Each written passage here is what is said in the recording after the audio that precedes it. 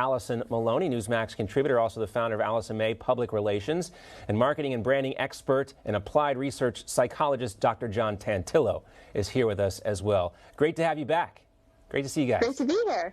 All right, so let's start with the McCloskey campaign, not backing down. Allison, what are your thoughts?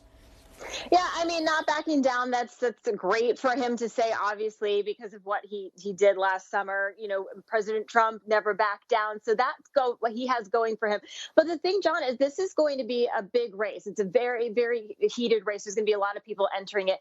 He had a chance to introduce himself and say who he was and what he's doing, and he really didn't do that. People know him from, like you mentioned, that video of him and his wife standing outside there with a gun. So is he a business owner? Is he a businessman? So this was his opportunity to really introduce himself to the public, and I think he missed his mark on that. All right, well, we can see him in flannel shirts and jeans with a chainsaw out on the farm, very homey kind of mess. John, what'd you think? Bingo. I think Allison hit the nail right on the head. These are appealing to the Republican base. It's not doing anything to move the needle, to bring people together. He may win the primary, general election. Who knows? All right, he's running against Eric Greitens, who I'm sure will drop some pretty outstanding ads as well. Let's move on to Giuliani's campaign ad. He calls out Governor Cuomo, says he destroyed New York. Now, Allison, this goes back to Andrew's roots. We obviously have a little bias here. We know him pretty well as he used to work with us here at Newsmax. But what do you think about the campaign ad? Give us your unbiased opinion of Andrew's ad. Yeah.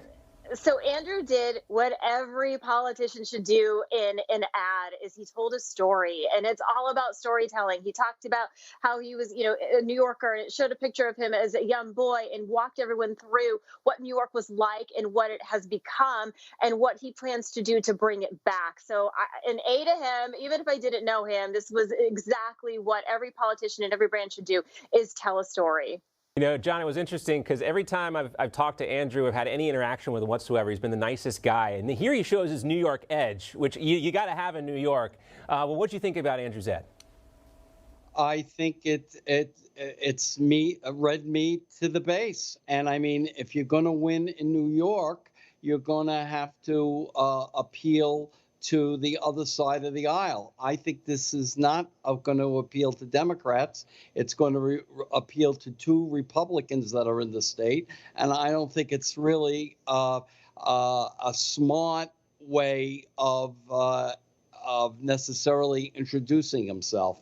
But it does introduce himself. I just don't know how effective it is long term, because well, you're going to have to run in a primary against Lee Zeldin, a congressman from Long Island. So maybe that's the point here with this one, John, to appeal to the Republican voters. But we'll see. Time will tell. Yeah. Okay. Yeah. Right. I was going to mention that it's going to be a tough climb. It always is. Politics Even though is not for the faint of heart, but right. He's got the name recognition, which is always important. John, great to see you. Thanks so much for your insight. Allison, great to see you as well. Thank you.